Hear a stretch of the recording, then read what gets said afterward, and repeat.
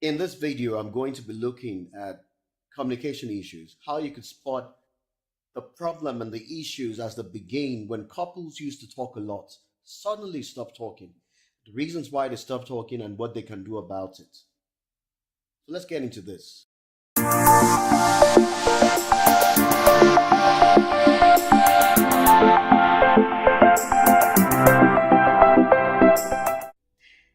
Right now, I'm going to want to quickly say thank you to all those who watched the last video.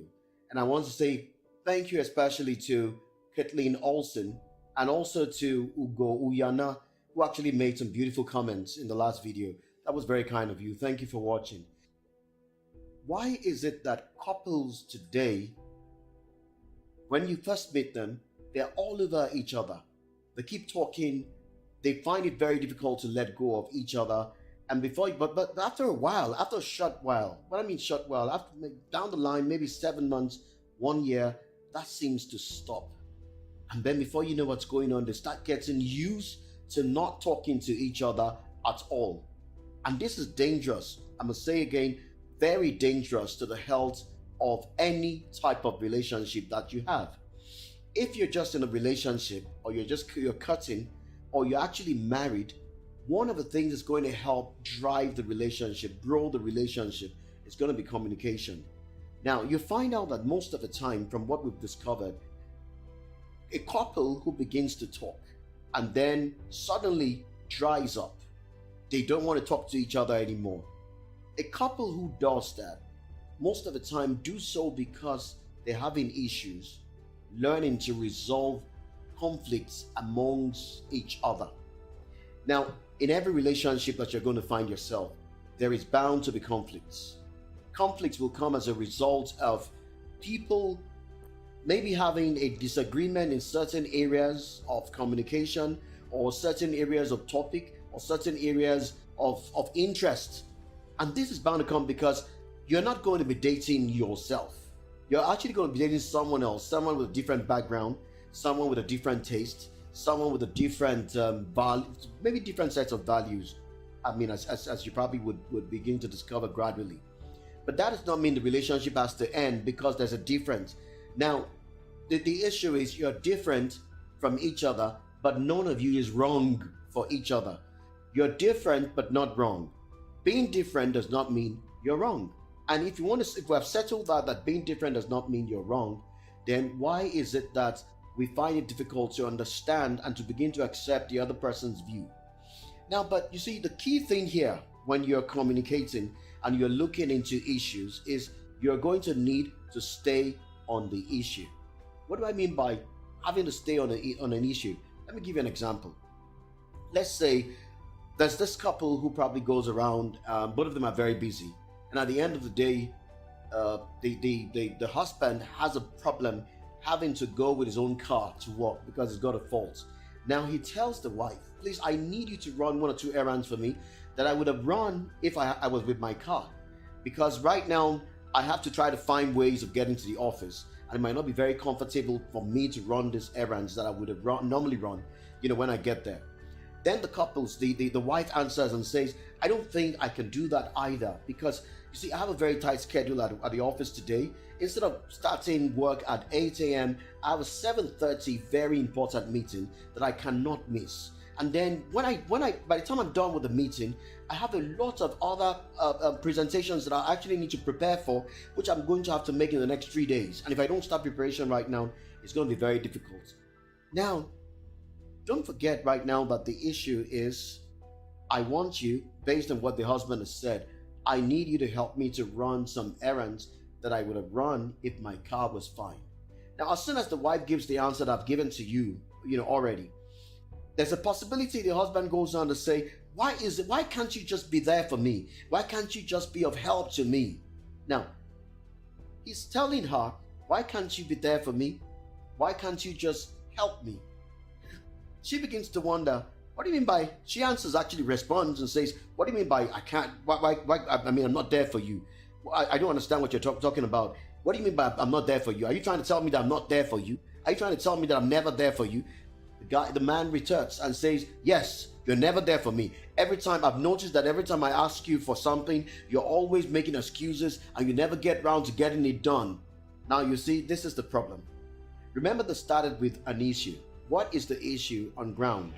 The issue on ground is that the husband actually says his car is bad and he wants the wife to help run a few errands because he's going to have to find a way of getting to the office. The directions that both of them work are both different, and so he needs to find a way of getting to the office. And so right now, at the end of the day, what do you find happening?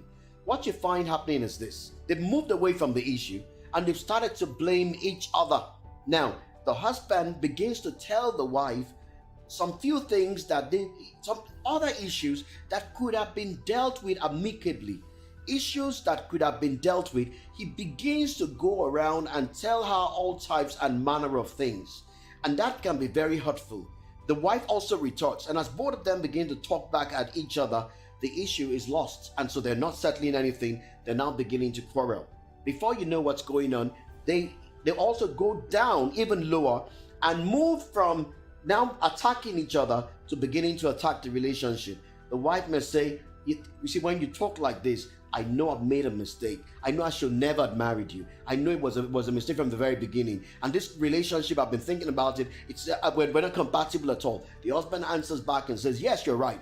We're not compatible. Nothing is working for us. And I don't see why we should still be with each other. Now, they've gone even lower. They started with an issue which is, I need you to help me run some errands. Now, instead of staying on that issue, they degenerated, went down and started to attack each other by saying, oh, one person is making an excuse, one person is always making an excuse all the time. And then they went even much lower and started attacking the relationship, saying that they should never have been married even in the first place.